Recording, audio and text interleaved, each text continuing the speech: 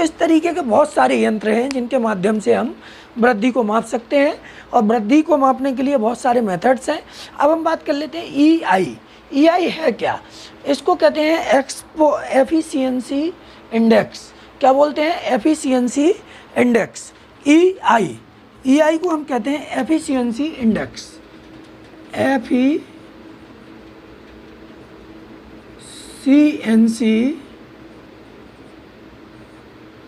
Index. ये होता क्या है? EI एफिशिएंसी इंडेक्स होता क्या है?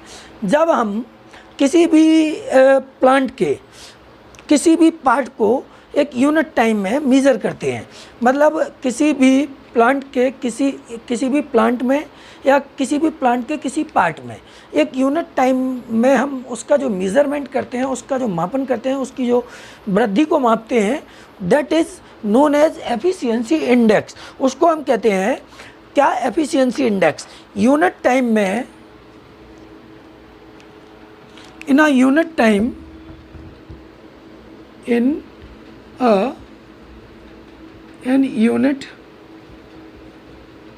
time, in an unit time we measure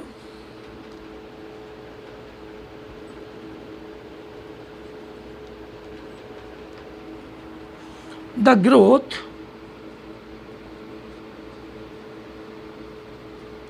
of any plant part called EI। Unit time में हम जब किसी भी प्लांट पार्ट को मेज़र करते हैं, चाहे तो वो लीफ हो, ठीक है, ग्रोथ को मेज़र करते हैं, चाहे तो वो लीफ हो, चाहे तो फ्रूट हो, चाहे फ्लावर हो, किसी भी पार्ट की अगर हम ग्रोथ को एक यूनिट टाइम में मेज़र करते हैं, that is called efficiency index. और इसका जो वैल्यू होती है ये प्लांट टू प्लांट वेरी करती है, प्लांट टू प्लांट डिफरेंट होती है, वेरी करती है, डिफरेंट होती है। तो ये EI के बारे में हो गया, एफिशिएंसी इंडेक्स। अब हमारा जो मोस्टली एक और टॉपिक है, बहुत महत्वपूर्ण टॉपिक है, जिसकी हम लोग बात कर रहे थे, factors which are affecting to the growth. Growth को प्रभावित करने वाले factors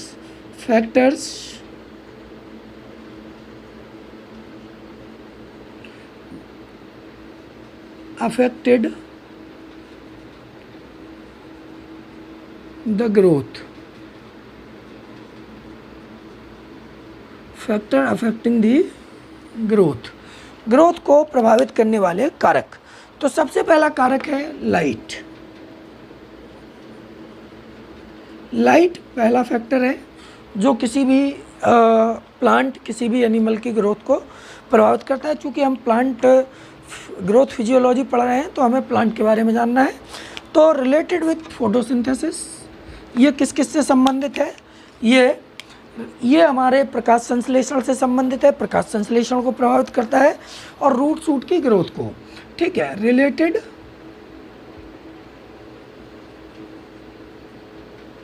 with photosynthesis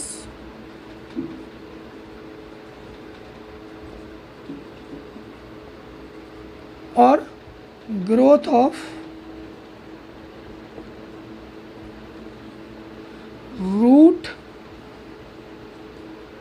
and shoot, root और सूट की ग्रोथ और फोटोसिंथेसिस, ठीक है, इनसे संबंधित है। अगर हम बात करें रूट और सूट की ग्रोथ को, तो इसको तो अपन डिफरेंशिएशन में कहते हैं,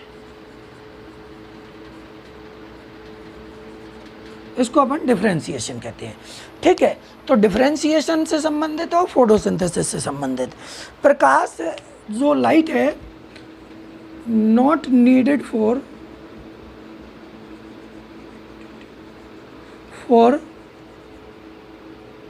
सीड जर्मिनेशन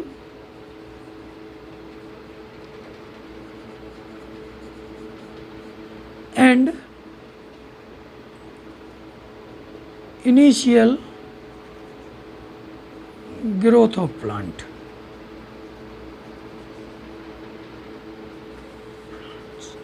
पौधों की प्रारंभिक अवस्था और सीड जर्मिनेशन के समय, पौधों की प्रारंभिक अवस्था और सीड जर्मिनेशन के समय लाइट की कोई आवश्यकता नहीं होती है।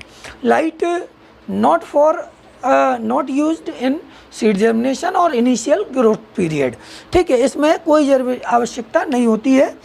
इसके अलावा अगर लाइट का एब्सेंस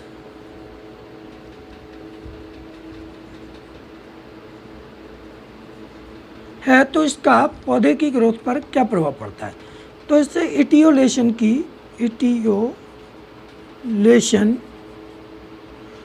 हो जाता है प्लांट में। ठीक है, इटियोलेशन ऑफ प्लांट्स के होने लगता है, मतलब पौधे जो है वो मुरझाने लगते हैं। अगर लाइट एब्सेंस नहीं है तो वो काले पड़ने लगेंगे, मुरझाने लगेंगे, उनकी पत्तियां सिकुड़ने लगेंगी। तो ये होता है, इटियोलेशन की प्रोसेस होती है। उसके अलावा लाइट जो है फोटोसिंथेसिस या प्रकाश प्लांट्स मॉर्फोलॉजी को कंट्रोल करता है। ये क्या करता है? प्लांट मॉर्फोलॉजी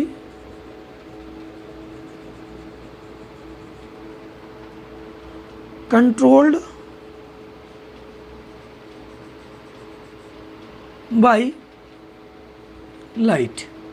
तो लाइट इतनी इम्पोर्टेंट है कि ये फोटोसिंथेसिस नहीं होगा तो इससे मॉर्फोलॉजी कंट्रोल नहीं होगी, और चूँकि ये कंट्रोल करता है इसलिए फोटोसिंथेसिस के लिए लाइट आवश्यक है, और रूट शूट के डिफरेंशिएशन के लिए, फॉर्मेशन के लिए, सीड जर्मिनेशन और इनिशियल आवश्यकता के लिए नहीं है। अगर पौधे को लाइट ना मिले तो इटियोलेशन हो जाता है।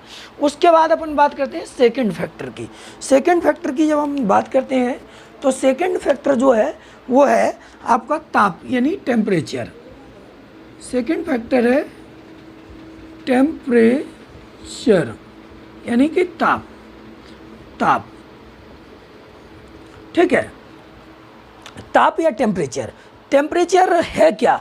टेम्परेचर की अगर हम बात करें तो ऑप्टिमम टेम्परेचर जो चाहिए होता है पौधे के लिए वो 20 से 30 डिग्री सेंटीग्रेड टेम्परेचर की आवश्यकता होती है, ऑप्टिमम टेम्परेचर। लेकिन एलन के नोट्स जो बताते हैं वो 20 से 35 डिग्री सेंटीग्रेड का टेम्परेचर एलन के नोट्स बताते हैं ऑप्टिमम टेम्परेचर जो होता है। ठीक है, इस टेम्परेचर पर पौधे बहुत अच्छी वृद्धि करते हैं, उनको उनकी जो ग्रोथ होती है उसमें कोई प्रभाव नहीं पड़ता है।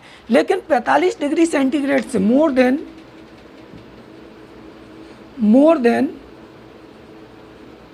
45 डिग्री सेंटीग्रेड, मतलब कि 45 डिग्री से अधिक के टेम्परेचर पर जो है पौधे प्रभावित होने लगते हैं। उनकी जो प्रोटोप्लाज्म है उसका डिग्रेडेशन होने लगता है, डिग्रेडेशन ऑफ प्रोटोप्लाज्म विघटित होने लगता है, नष्ट होने लगता है। दूसरा 45 से नीचे जो एंजाइम है,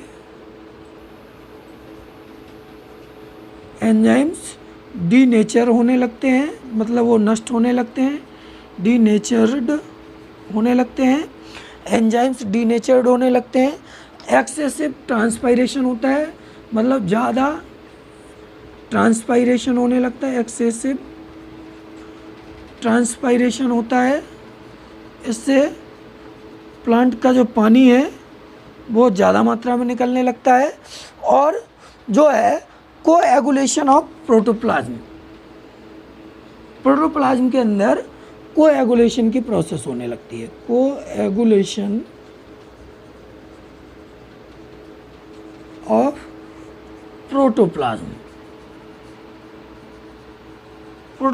का कोएगुलेशन होता है। तो 45 डिग्री सेंटीग्रेड से अधिक टेम्परेचर पर पौधा जो है इन क्रियाओं को करने लगता है, प्रोटोप्लाज्म उसका विघटित होने लगता है, कोएगुलेट होने लगता है। एंजाइम्स होते हैं जो मेटाबॉलिक एक्टिविटीज़ के, वो डीनेचर्ड होने लगते हैं और ट्रांसपायरेशन बहुत तेज़ी के साथ बढ़ जाता है। इसलिए क्या होता है कि टेम्परेचर भी एक महत्वपूर्ण फैक्टर है ग्रोथ के लिए। ठीक है, तीसरा फैक्टर अगर हम देखें तो वो है वाटर। तीसरा फैक्टर है वो है वाटर या पानी, पानी या वाटर। तीसरा फैक्टर है वाटर, जिसको हम कहते हैं जल। जल, पानी वृद्धि के लिए बहुत आवश्यक होता है। अगर वाटर नहीं मिलता है तो पौधा जो सीड होता है जिसको हम भूमि पर डालते हैं, उसकी जो सीड कोट होती है वो जो है मॉइस्चर नहीं मिलने के कारण सूख जाती है और डोरमेंट अवस्था में चला जाता है। इसलिए पौधे को पानी जर्मिनेशन